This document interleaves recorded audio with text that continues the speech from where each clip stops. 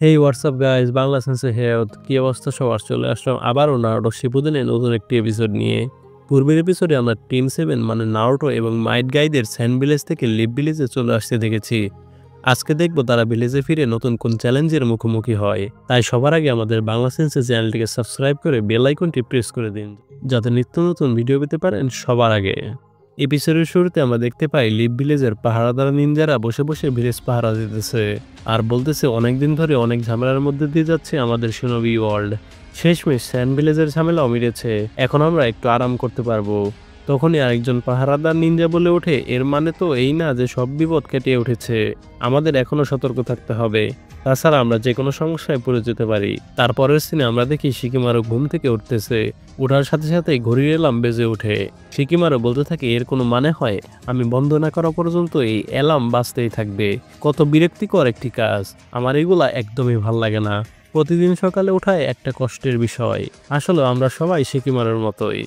তারপরের সিনে আমরা দেখতে পাই লিপ ভিলেজের পাহারাদার নিনজারা দেখে কেউ আসতেছে এবং একটু পরে লক্ষ্য করা যায় মাইট গাই দৌড়ে কাকাশিকে কাঁধে করে ভিলেজে সবার আগে পৌঁছে যায় এবং এসেই সে অনেক খুশি, কারণ সে ফার্স্ট হয়েছে। এরকম বাচ্চামো দেখে লিপ ভিলেজের পাহারাদাররা ক্রিঞ্জ খেয়ে বসে, এরকম বড় মানুষ হয়ে কেউ এগুলো করে নাকি। তারপরে আমরা দেখি রকলিও ভিলেজে এসে পড়ে, এসেই সেও অনেক খুশি, কারণ সে সেকেন্ড হয়েছে। পাহারাদার নিনজারা এটি দেখে বলতে থাকে, ফাজলামো নাকি, এখানে আবার কিসের রেস? তখনই মাইক গাই রকলিকে বলে, আমার মনে হচ্ছে তোমার আরো অনেক ট্রেনিং এর দরকার, তুমি অনেক স্লো হয়ে গিয়েছো। রকলি বলে, কেন সেন্সে, আমি তো সেকেন্ড হয়েছি। রকলি অবাক হয়ে বলতে থাকে, কি নিউজ সেন্সে? মাইট গাই বলে, তুমি সেকেন্ড না, তুমি থার্ড হয়েছো।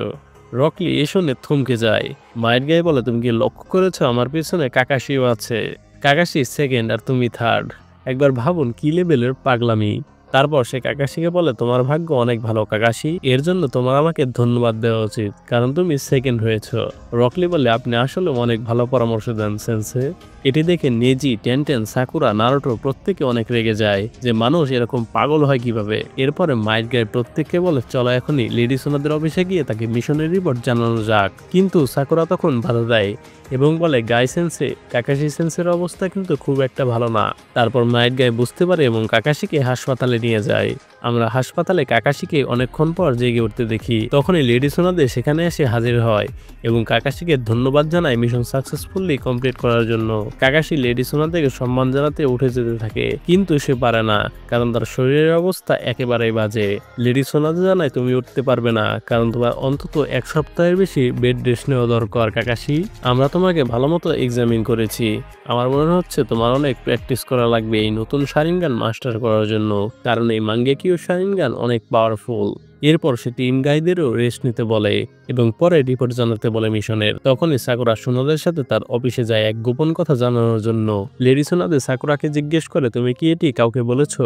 কাকাশি বা নারুটোকার হিসেবে এটি বলে যে ভিলেজ হিডেন ইন দ্য গ্রাসে টেনজি ব্রিজে আজ থেকে 10 দিন পর দুপুরে গিয়ে অপেক্ষা করো, সেখানে ওরোচিমারুর এক চামচা আমার হয়ে কাজ করে, সেখানে গিয়ে তুমি ওরোচিমারুর খবর পাবা, সাথে সাথে সাসকে উচিহারো। সাকুরা বলে, অলরেডি 4 দিন হয়ে গিয়েছে, আর মাত্র 6 দিন বাকি আছে। লেডি সোনাদে বলে, তুমি কি শাশুড়ির কথা বিশ্বাস করো? সাকুরা বলে, সে মারা যাবার আগে সবার শেষে এটিই বলেছিল, আমার মনে হয় না কেউ মারা যাবার আগে মিথ্যা বলবে। লেডি সোনাদে বলে, এটি আবার কোনো ট্র্যাপও হতে পারে আকাশকে সব মেম্বাররা সেখানে অ্যাটাক করার জন্য বসে রয়েছে, যে যাবে তাকেই মেরে ফেলবে। সাকুরা বলে, এমন হলে সমস্যা কি, আমরাও ফাইট করব। লেডি সোনাদে বলে, কিন্তু কিভাবে? কাকাশি তো 1 সপ্তাহের ভেতরে সুস্থ হতে পারবে না, তারপরও টিম 7-এর একজন মেম্বার শর্ট মানে সাসকে নেই, তাই সাকুরাকে টিম 7-এর জন্য নতুন মেম্বার খোঁজ করতে বলে। তখন লেডি সোনাদের সেক্রেটারি সিজুনে সোনাদেকে বলে, এমন করলে কেমন হয়, আমরা নতুন কোন টিমকে সেখানে পাঠাই? তারপরও আপনি যদি সাকুরাকে পাঠান, কিন্তু নারুটো যেন সেখানে না যায়, কারণ আকাৎসুকিরা টেল বিচদের ক্যাপচার করতেছে আর নারুটো জিনচুরিকি, তো এখানে নারুটোকে পাঠানো সব থেকে বড় বোকামি হবে। লেডি সোনাদে তারপর বলে, এখানে নারুটো আর সাকুরাকে পাঠাতে হবে, কারণ তারা তাদের একজন হারানো মেম্বারকে খোঁজার জন্য সব থেকে বেশি চেষ্টা করবে। এর জন্য আমার মনে হয় না অন্য কাউকে পাঠাবো।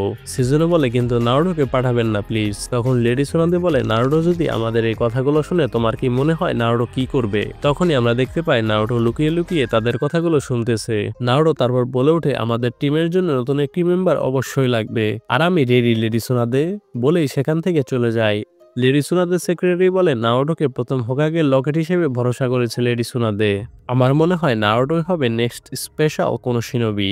এরপর আমরা দেখতে পাই নারুটো হাঁটতে হাঁটতে বলতে থাকে নতুন টিম মেম্বার হিসেবে কাকে নেওয়া যায়। এটি একটি কঠিন ডিসিশন।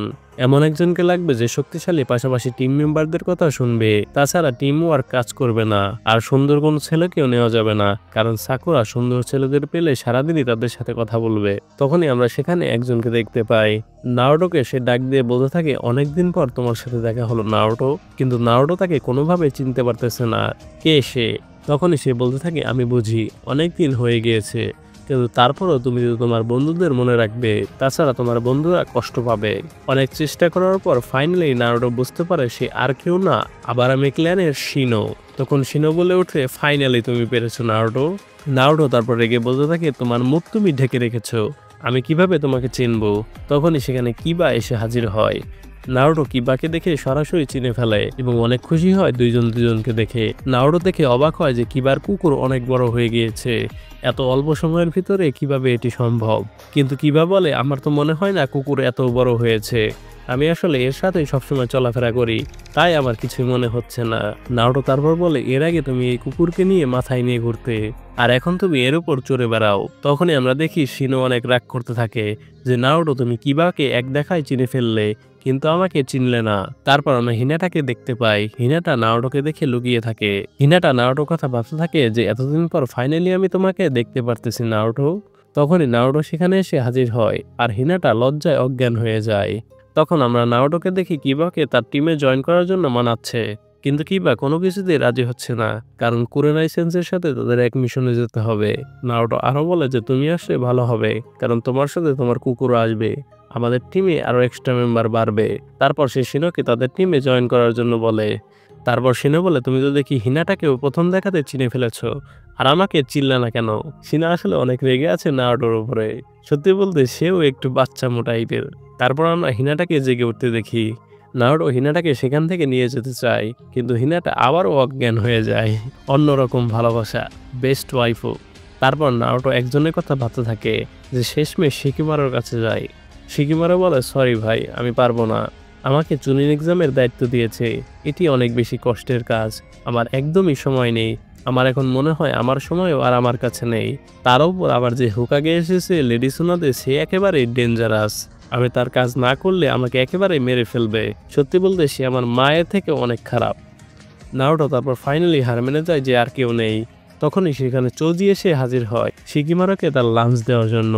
নারুটো চোজিকে দেখে চিনে নেয় এবং সে নারুটোর সাথে টিমে জয়েন হতে চায়। শিকিমারো তাকে মানা করে। আসুমা সেন্সের সাথে চোজিরও এক মিশন বাকি আছে।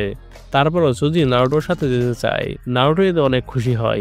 তখনই আমরা সেখানে একজনকে দেখতে পাই কলম নিয়ে কিছু আঁকাচ্ছে। তখনই চোজি নারুটো আর শিকিমারোকে ধাক্কা দিয়ে ফেলে দেয় আর এক বাঘকে এক ঘুষিতে মেরে ফেলে। একটানা সে দুটি বাঘকে একাই মেরে ফেলতে সফল হয়। এখানে চোজি এখন অনেক শক্তিশালী বোঝা যাচ্ছে। নারুটো আর শিকিমারো ফাইনালি দেখতে পারে তাদের শত্রু অনেক দূরে এক বাড়ির সাথে দাঁড়িয়ে রয়েছে, তাকে কেউ চিনতে পারতেছে না। কিন্তু আমরা তো জানি সে আর কেউ না, আনবু ব্ল্যাক অপসের সাই। ডানজোদাকে পাঠিয়েছে। নারুটোরা তাকে চিনতে পারে না, কিন্তু লিভ ভিলেজের হেডব্যান্ড দেখে তাকে ধরে নিয়ে যেতে চায়। তারপর তারা অ্যাটাক করতে যায় সাইকে, এবং সাই অনেকগুলো বাঘ নিয়ে নারুটোকে অ্যাটাক করতে আসে। তখনই আমরা অন্য সিনে চলে যাই। দেখা যায় কি বা হিনাটা আলোচনা করতেছে যে সে নারুটোকে অনেকদিন পর দেখতেছে, প্রায় 2.5 বছর পর। সে অনেক লম্বা হয়ে গিয়েছে। হিনাটা তারপর বলে আমিও অনেক পরিবর্তন হয়েছি। কিবা বলে উঠে তুমি একেবারেই পরিবর্তন হওনি হিনাটা, এখনো তুমি নারুটোকে দেখলে একেবারে শেষ হয়ে যাও। আর এর সাথে এপিসোডের সমাপ্তি ঘটে। তো গাইস, এপিসোডটি কেমন লাগলো তা অবশ্যই কমেন্ট করে জানাবেন। এপিসোডটি অনেক ডিসেন্ট লেভেলের ছিল। এরপরের এপিসোডটি অনেক ভালো হবে। সাইর অ্যাকশন তো শুরু করে দিয়েছে, তাই শেষমেশ আমাদের চ্যানেলটিকে সাবস্ক্রাইব করে বেল আইকনটি প্রেস করে দিন, যাতে নিত্য নতুন ভিডিও সবার আগেই পেতে পারেন। ধন্যবাদ।